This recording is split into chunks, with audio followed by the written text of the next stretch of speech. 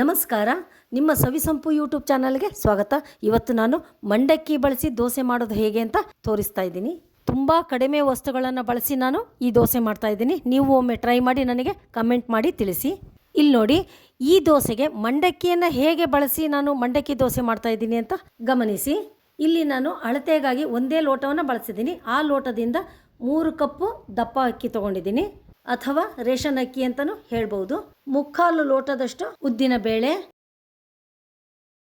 1 tea ಸ್ಪೂನಷ್ಟು ಮೆಂತೆಕಾಳು, 3 tea ಸ್ಪೂನಷ್ಟು ತೊಗರಿ ಬೇಳೆ. ಇಷ್ಟು ಸಾಮಾನುಗಳನ್ನ ಒಂದು ಪಾತ್ರೆಯಲ್ಲಿ 3 ರಿಂದ 4 ಸಲ ಸ್ವಚ್ಛವಾಗಿ ತೊಳ್ಕೊಂಡು ಪುನಃ ನೀರನ್ನು ಹಾಕಿ 8 ಗಂಟೆಗಳ ಕಾಲ ನೆನೆಸಿಡಿ. 8 ಗಂಟೆಗಳ ನಂತರ ನೆನೆದಿರುವಂತಹ ಅಕ್ಕಿ ಬೇಳೆಗಳನ್ನು ಸ್ವಚ್ಛವಾಗಿ ತೊಳ್ಕೊಂಡು ಮಿಕ್ಸರ್ ಜಾರ್ನಲ್ಲಿ ಹಾಕ್ಕೊಂಡು ಎಷ್ಟು ಸಾಧ್ಯನೋ ಅಷ್ಟು ಸಣ್ಣಗೆ ಮಿಕ್ಸರ್ ಮಾಡ್ಕೊಳ್ಳಿ. ನೋಡಿ, ಇಷ್ಟು ಸಣ್ಣ ಆಗಿದ್ದರೆ ಸಾಕು. ಇದನ್ನು ಒಂದು ಪಾತ್ರೆಗೆ ಹಾಕ್ಕೊಳ್ಳಿ. ನೋಡಿ, ಈಗ ಮಂಡಕ್ಕಿನ ಸೇರಿಸ್ಕೊಳ್ತಾ ಇದ್ದೀವಿ. 3 ಕಪ್ ಅಕ್ಕಿಗೆ 3 ಕಪ್ಪು ಅಳತೆಯಷ್ಟೇ ಮಂಡಕ್ಕಿನ ತಗೊಳ್ತಾ ಇದ್ದೀನಿ. ಈ ಮಂಡಕ್ಕಿಯನ್ನು 2 ರಿಂದ 3 ಸಲ ನೀರಿನಿಂದ ಸ್ವಚ್ಛವಾಗಿ ತೊಳ್ಕೊಂಡು ಮಿಕ್ಸರ್ ಜಾರ್ಗೆ ಹಾಕ್ಕೊಳ್ಳಿ.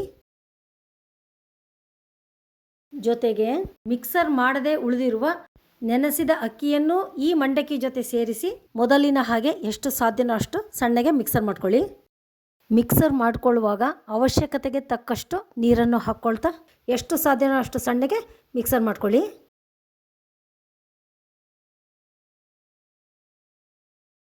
ನೋಡಿ, ಇಷ್ಟು ಸಣ್ಣಗಾಗಿದೆ, ಸಾಕು. ಇದನ್ನು ಕೂಡ ಪಾತ್ರೆಗೆ ಮಿಕ್ಸ್ ಮಾಡ್ಕೊಳ್ಳಿ.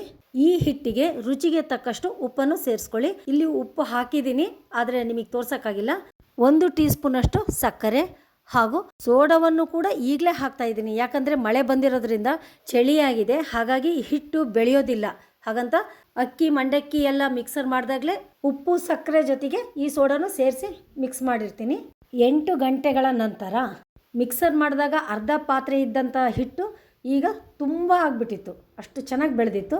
ಅದನ್ನು ಚೆನ್ನಾಗೆ ಮಿಕ್ಸ್ ಮಾಡಿಕೊಂಡು ಹದವಾಗಿ ಕಾದ ಹಂಚಿಗೆ ನೀರುಳ್ಳಿಯಿಂದ ರಬ್ ಮಾಡಿ ಪುನಃ ಎಣ್ಣೆಯನ್ನು ಸವರಿ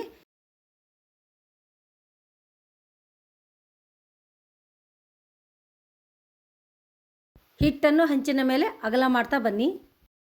ನಿಮಗೆ ಎಷ್ಟು ಬೇಕೋ ಅಷ್ಟು ಅಗಲ ಮಾಡಿಕೊಂಡ್ರೆ ಸಾಕು. ಇದಕ್ಕೆ ಸ್ವಲ್ಪ ಎಣ್ಣೆಯನ್ನು ಹಾಕಿ ಲಿಡ್ಡಿಂದ ಕ್ಲೋಸ್ ಮಾಡಿ ಪುನಃ ಉಲ್ಟಾ ಮಾಡಿ. ಹಬೆಯಲ್ಲಿ ಬೆಂದಂಥ ದೋಸೆ ಎಷ್ಟು ರುಚಿ ಇರುತ್ತೆ ಗೊತ್ತಾ? ಖಂಡಿತ ಒಮ್ಮೆ ನೀವು ಟ್ರೈ ಮಾಡಿ. ಎಷ್ಟು ಚೆನ್ನಾಗಾಗಿದೆ ನೋಡಿ. ಇದು ಆಲೂಗಡ್ಡೆ ಪಲ್ಯ ಕೊಬ್ಬರಿ ಚಟ್ನಿ ಜೊತೆ ಒಳ್ಳೆ ಕಾಂಬಿನೇಷನ್ ಆಗುತ್ತೆ. ಈ ದೋಸೆನ ತೆಳ್ಳಗೆ ಮಾಡ್ಕೊಂಡ್ರಿ ಅಂದರೆ ಗರಿಗರಿಯಾಗಿರುತ್ತೆ, ದಪ್ಪ ಮಾಡಿಕೊಂಡ್ರೆ ಸ್ಪಂಜಿನ ಥರ ಇರುತ್ತೆ. ನನ್ನ ಪ್ರೀತಿಯ ವೀಕ್ಷಕರೇ, ನಾನು ಈ ಥರ ಸರಳವಾದ ಸುಲಭವಾದ ಅಡುಗೆ ಮಾಡಿ ತೋರಿಸಲು ನನಗೆ ಸಪೋರ್ಟ್ ಮಾಡಿ. ಖಂಡಿತವಾಗ್ಲೂ ನೀವು ಟ್ರೈ ಮಾಡಿ, ನನಗೆ ಕಮೆಂಟ್ ಮಾಡಿ, ಆದಷ್ಟು ಶೇರ್ ಮಾಡಿ, ಸಬ್ಸ್ಕ್ರೈಬ್ ಮಾಡಿ. Thank you.